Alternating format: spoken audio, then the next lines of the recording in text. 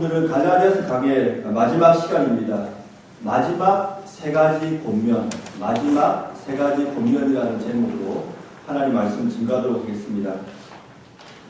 오늘 우리가 읽은 본문은 갈라디아서 본론의 마지막 부분입니다.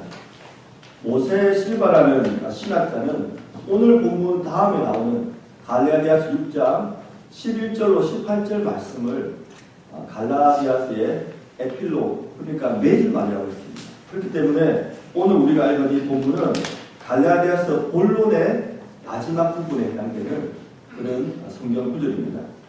바로 오늘 본문에서 갈라디아 교회 성도들에게 마지막으로 세 가지 권면을 하고 있습니다. 우리가 이 세 가지 권면을 잘 이해하기 위해서는 갈라디아서를 왜 사도 바울이 쓸 수밖에 없었는지 그 이유를 한번 생각할 필요가 있습니다. 우리가 지금까지 살펴본 대로 바울이 갈라디아서를 쓰게 된 이유는 갈라디아 교회에 이단이 들어왔기 때문입니다. 그리고 갈라디아 교회 성도들이 이 이단에 넘어가 버리고 말았습니다. 그들 이단들은 예수님을 믿음으로 구원을 얻는다는 그런 복음을 전한 것이 아니고 예수님을 믿음으로는 구원을 얻기에 충분하지 않다.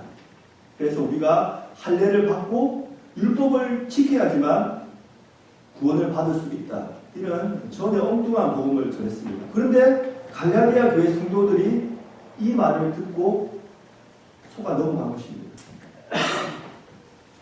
이런 상황 때문에 바울이 갈라디아서를 쓰게 되었고 오늘 본문에서 세 가지 권면을 하고 있습니다. 여기서 말하는 세 가지 권면은 갈라디아 교회 성도님들 뿐만 아니라 2018년 새해를 맞이하는 우리 모두가 마음속 깊이 새겨야 될 세 가지 권면이라고 생각합니다. 이제 한번 본론으로 들어가 보겠습니다. 첫 번째로 바울이 한 권면은 말씀의 사역자를 경제적으로 지원하라는 것입니다. 우리 다 함께 6절 말씀을 읽어보겠습니다. 시작. 가르침을 받는 자는 말씀을 가르치는 자와 모든 좋은 것을 함께 하라. 여기서 말씀을 가르치는 자는 갈라디아 교회에서 설교하는 설교자 혹은 목사라고 생각하시면 쉬울 것입니다. 그리고 모든 좋은 것을 함께 하라. 이 의미는 1차적으로 경제적인 부분을 지원하라는 말입니다. 여기서 함께 하라는 이 헬라어는 코이노네노란 말입니다. 코이노네오. 그런데 이 말은 바울이 다른 성경에서 경제적인 부분을 함께 하라는 의미로 사용되었습니다. 우리가 지금까지 8번, 9번에 걸쳐서 갈라디아서를 살펴봤는데 언뜻 보기에 좀 생뚱맞다는 생각이 들지 않습니까? 지금까지 바울은 복음의 진리가 무엇이고 그리고 성령의 열매를 어떻게 맺을 수 있는가 그런 것에 대해서 이야기를 했습니다. 그런데 지금 본론의 마지막 부분에 와서 말씀의 사역자들에게 경제적인 지원을 하라고 지금 말하고 있으니까 전혀 지금까지 했던 말과는 상관이 없는 듯한 그런 느낌이 듭니다. 바울이 왜 이런 말을 했을까요? 바울은 갈라디아 교회에 나타난 문제의 1차적인 원인을 말씀의 사역자로부터 비롯되었다고 판단을 한 것 같습니다. 갈라디아 교회는 우리가 잘 아는 대로 바울과 바나바가 1차 선교 유행을 통해서 세운 교회입니다. 그 지역에 가서 복음을 전했고 또 교회를 세웠습니다. 그리고 그곳을 떠날 때에는 그 교회에 사역자를 두고 떠났을 것입니다. 왜냐하면 오늘 말씀 보니까 그 교회에 말씀을 가르치는 자, 즉 설교자나 목사가 존재했다는 것을 알고 있기 때문입니다. 초대교회 당시에는 지금처럼 체계적인 신학교가 있지 않았죠. 그리고 바울이 안디옥 교회나 에베소 교회처럼 몇 년 동안 그곳에 있으면서 체계적으로 말씀을 가르칠 형편이 갈라디아 교회에서는 되지 않았던 것입니다. 그러니까 갈라디아 교회에서 세움을 받은 말씀의 사역자 혹은 목사들은 신약이 약했을 것이고 사역을 하면서도 계속적인 공부를 해야만 했던 것입니다. 그런데 무슨 이유인지는 모르지만 그 교회에서 그 사역자들에게 충분한 경제적인 지원을 못한 것 같습니다. 쉽게 말씀드리면 주중에는 직장을 가지고 자기 일을 했고 주말에 와서 말씀을 가르치는 그런 일을 했을 것입니다.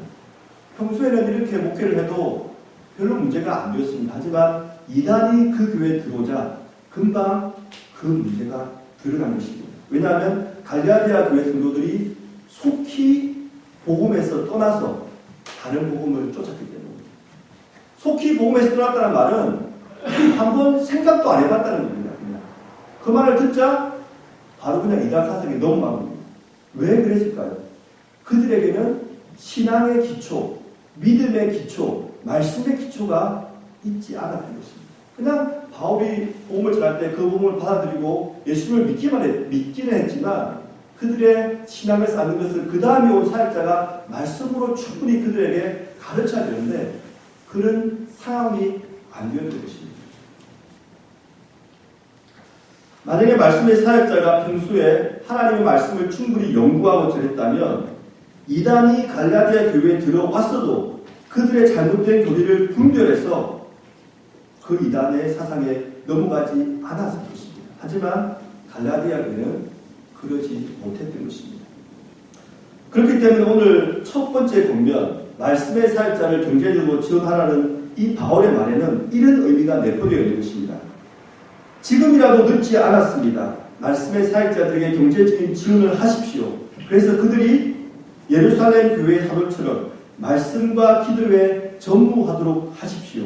그래야 교회가 하나님의 말씀의 안에서 든든히 서갈 수 있습니다. 이런 의미가 담겨 있는 것입니다. 두 번째 바울이 한 권면은 성령을 위하여 심는 자가 되라는 것입니다. 우리 한번 7절, 8절 두 절을 함께 읽도록 하겠습니다. 시작.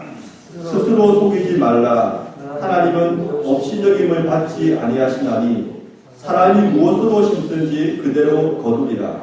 자기의 육체를 위하여 심는 자는 육체로부터 썩어질 것을 거두고 성령을 위하여 심는 자는 성령으로부터 영생을 거두리라.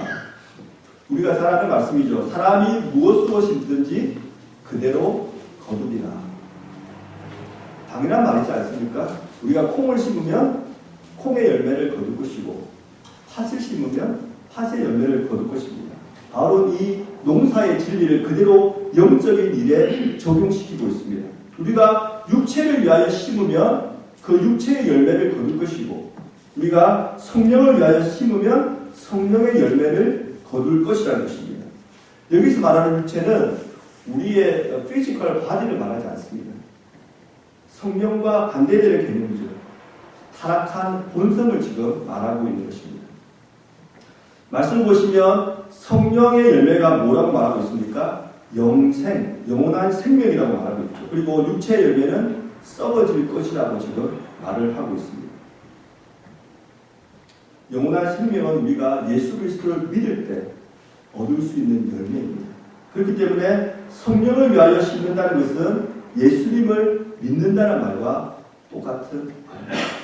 반대로 육체를 위하여 심는다는 것은 뭐냐면 예수님을 믿음으로 구원을 얻고자 하는 것이 아니라 나의 행동, 나의 선행으로 구원을 얻고자 하는 것입니다.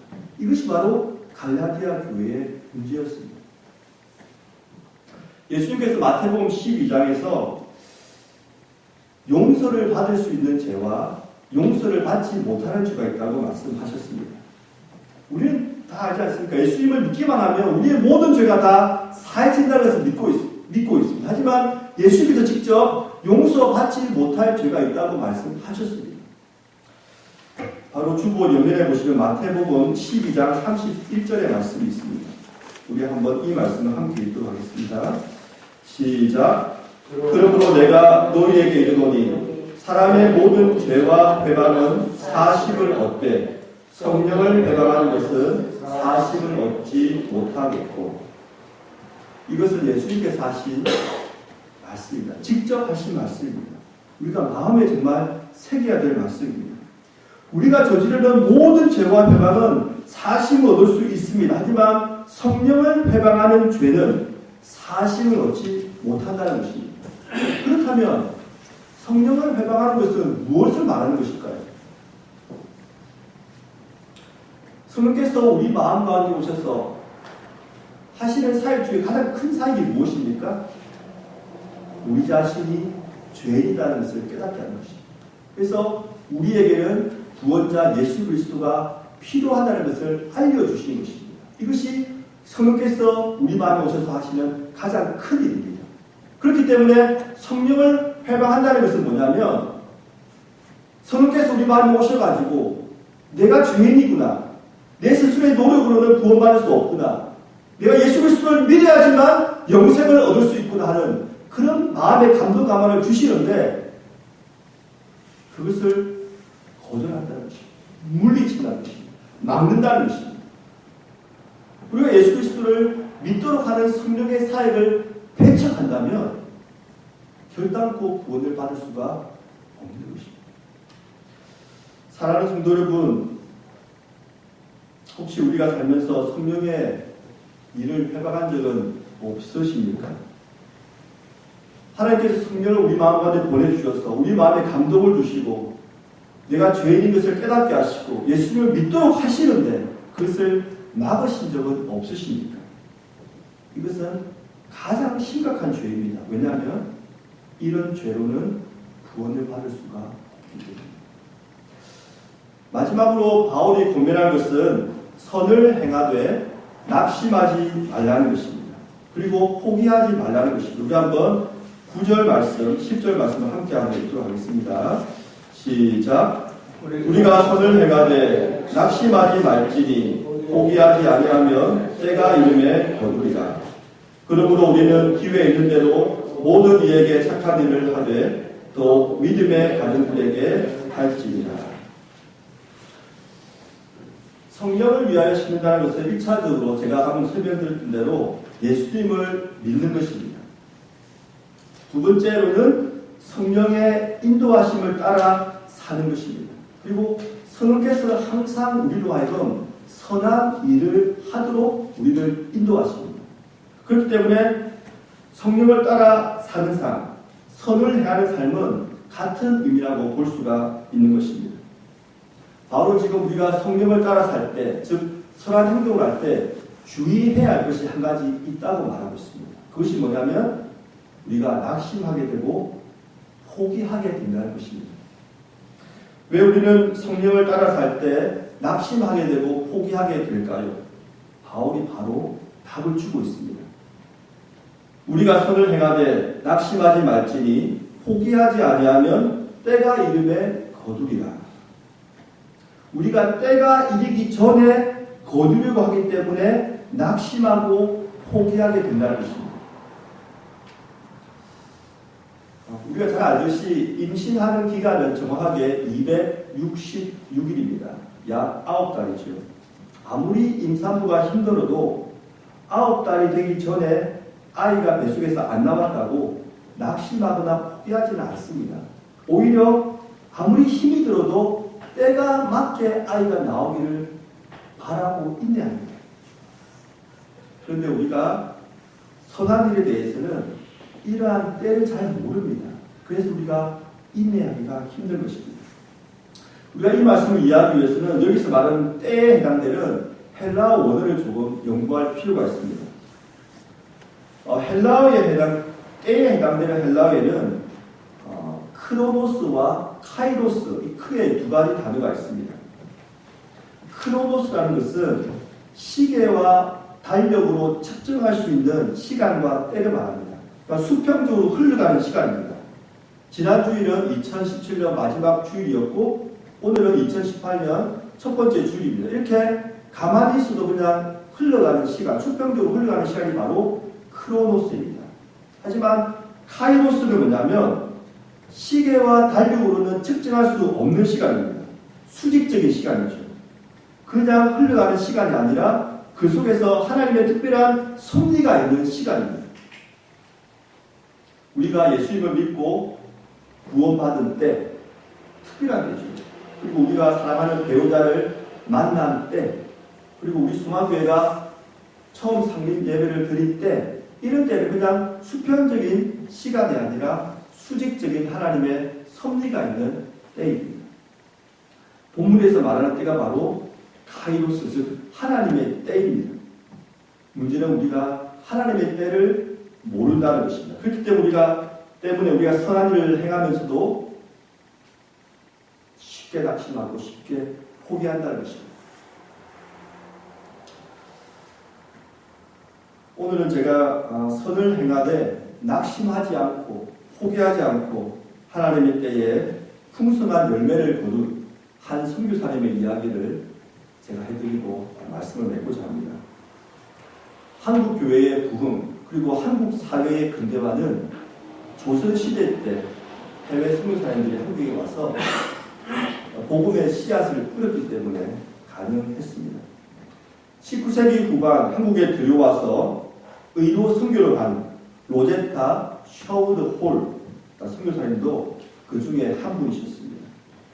로제타 여사는 1865년 9월 19일 뉴욕의 부유한 농장의 주인의 딸로 태어났습니다.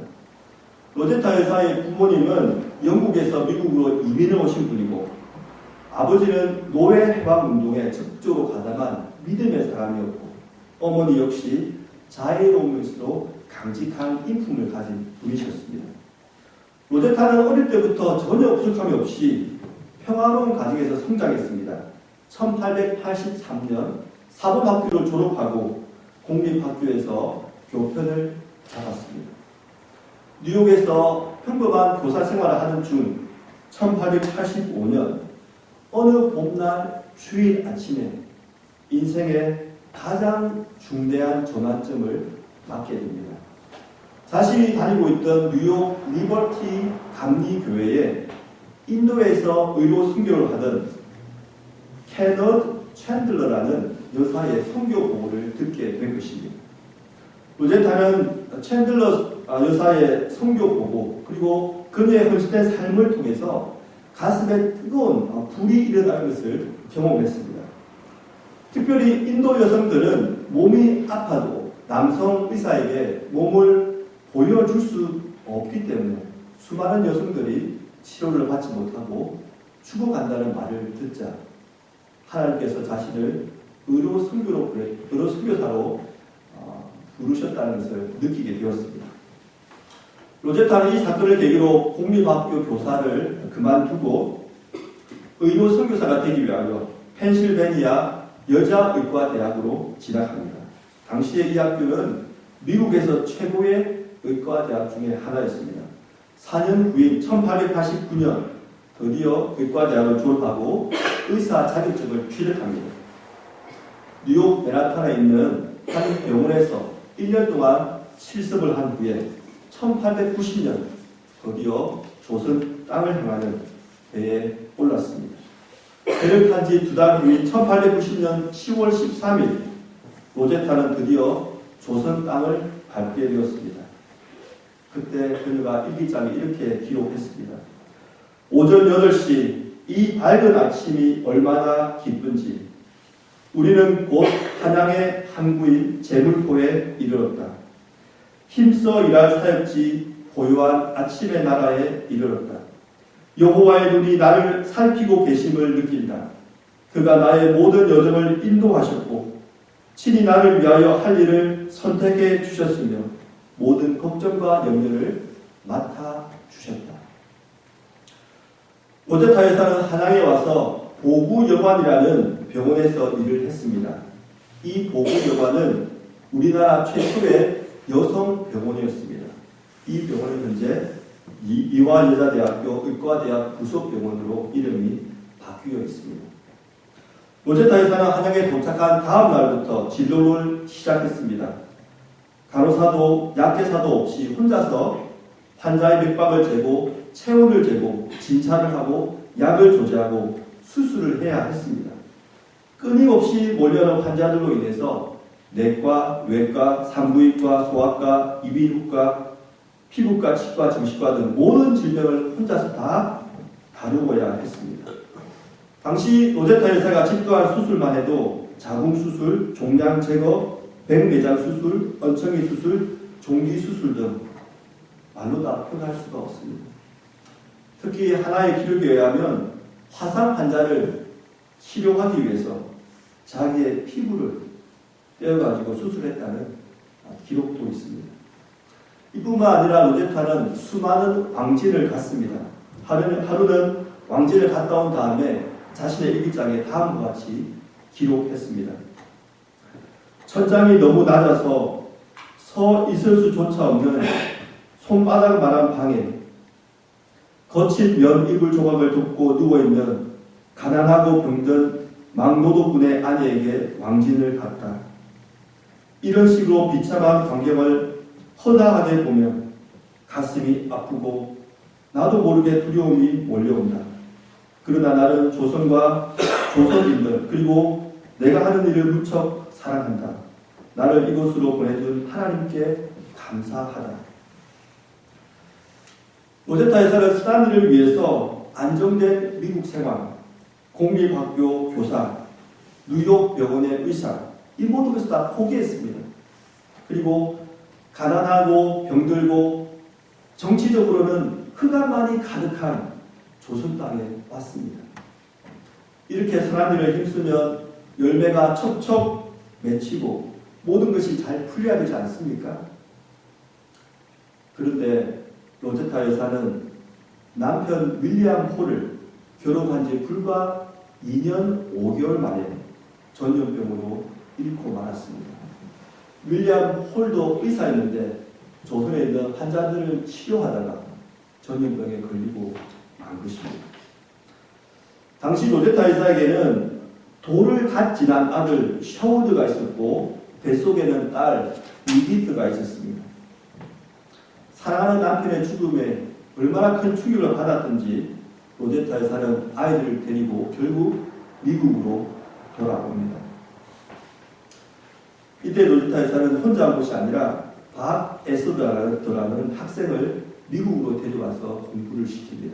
이 박 에스더가 미국에서 의학 공부를 한 후에 우리나라 최초의 여자 양의사가 됩니다.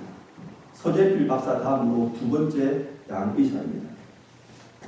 로제타 여사는 미국으로 떠난 지 3년 후인 1897년 다시 어린 두 남매를 데리고 남편이 생명을 바쳐서 사랑한 조선 땅으로 들어옵니다.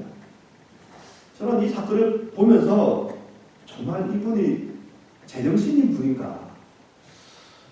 어떻게 그 당시 조선 땅을 지금 대한민국과 전혀 다르지 않습니까? 근데 그 어린 아이들을 데리고 다시 조선 땅으로 들어갔다는 것입니다. 주부에 제가 사진을 한 장 실었습니다. 주부의 사진을 보시면 로제타 여사의 사진이 있고 아들 셔우드 사진이 있고 그리고 딸 이디트의 사진이 있습니다. 이 당시는 아버지가 의료선교로 순교하신 다음이고 참 저는 이 사진을 보면서 그 딸의 손, 아들의 손을 좀 유심히 보게 되었습니다. 그리고 그들의 눈을 좀 봤습니다. 딸 이디트는 손을 엄마 어깨에 감싸고 있으면서 엄마를 안고 있죠. 그리고 아들은 엄마 손을 붙잡고 있잖아요. 그죠? 약간 그들 속에 불안이 있고 두려움이 있는 듯한 그리고 엄마를 의지하는 듯한 그런 느낌이 듭니다. 이 어린 아이들을 데리고 다시 3년 만에 조선 땅으로 들어온 것입니다. 이렇게 지냈으면 조선 땅에서 모든 것이 잘 풀려야 되지 않습니까? 그죠? 순환들이 힘썼는데 하지만 다시 조선 땅에 들어온 지 불과 반년이 지나지 않아서 사랑하는 딸 이디트가 이질로 목숨을 잃게 됩니다. 아무도 없는 먼 이국장 조선 땅에서 이 로제타 여사는 남편을 잃었고 사랑하는 딸마저 잃었습니다. 정말 낙심이 되고 모든 것을 포기해야 되는 그런 상황이 아닙니까? 하지만 로제타 여사는 여기서도 낙심하거나 포기하지 않았습니다. 더욱더 선한 일에 열심을 내었습니다. 그리고 로제타 여사가 학교 둘을 세우는데 이 두 학교가 모두 최초라는 수식어를 붙는 학교입니다. 하나는 평양외과학교, 두 번째는 조선여자의학전문학교입니다. 평양외과학교는 1909년에 세워졌습니다. 우리나라 최초로 세워진 시각장애인을 위한 학교였습니다. 그 당시 조선 땅에는 시각장애인들이 육체적으로만 고통받는 것이 아니라 정신적으로도 엄청난 고통을 받았습니다.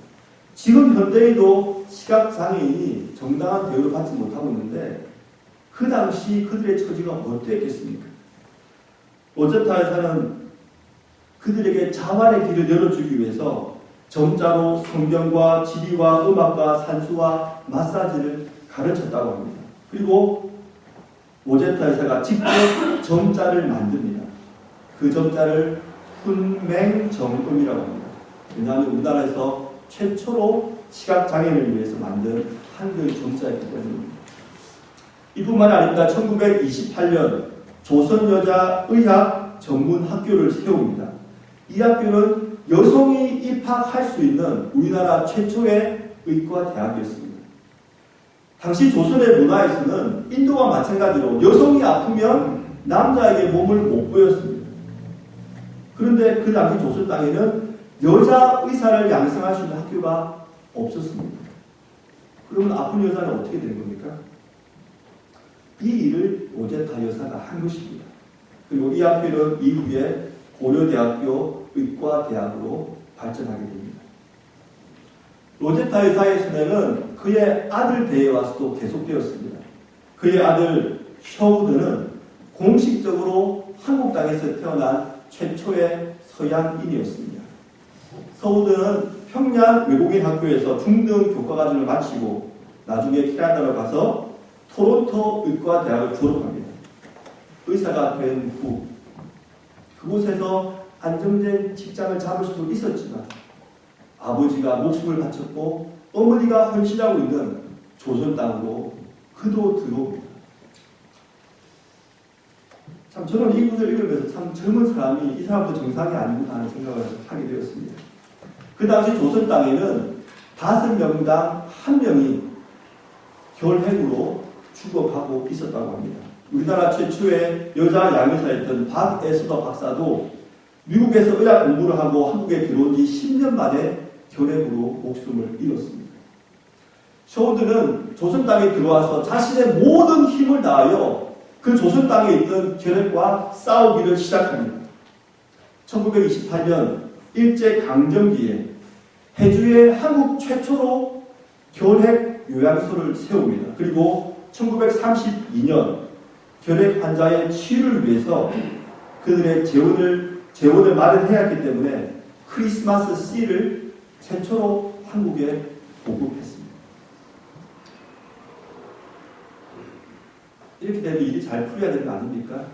그런데 1940년 일본 편병대에 의해서 이 셔우드가 스파이라는 죄명을 쓰게 됩니다. 그리고 강제로 추방을 당합니다. 셔우드 홀이 부산항에서 강제로 추방을 당하면서 떠나기 전에 시 한 편을 읽었다고 합니다. 미니 루이스 허킨스라는 작가의 시 연의 문이라는 시를 읽었다고 합니다. The Gate of the Ear, 연의 문입니다. 제가 한번 읽어드리겠습니다. 나는 연의 문 앞에 서 있는 사람에게 말했네. 나에게 빛을 주시오. 그러면 내가 미지의 세계로 안전하게 걸어 들어갈 수 있어. 그러자 그는 대답했네. 어둠 속으로 들어가시오. 그리고 당신의 손을 하나님의 손 안으로 넣으시오. 당신이 이렇게 하는 것이 빛을 가지는 것보다 더 나으며 알고 있는 길을 걸어가는 것보다 더 안전할 것이오. 로제타 여사와 그의 외아들 셔우드가 한국 사회에 끼친 영향력은 이루 말로 표현할 수가 없습니다. 우리는 이러한 미국 선교사님들의 엄청난 헌신과 희생으로 지금 한국 사회가 있다는 것을 항상 기억해야 할 것입니다. 그렇다면 로제타 여사는 과연 살아있을 때 대한민국의 성장과 발전이라는 열매를 보았을까요? 그러지 못했습니다. 로제타 여사는 안타깝게도 한국 전쟁이 한창이던 1951년 4월 5일에 돌아가셨습니다.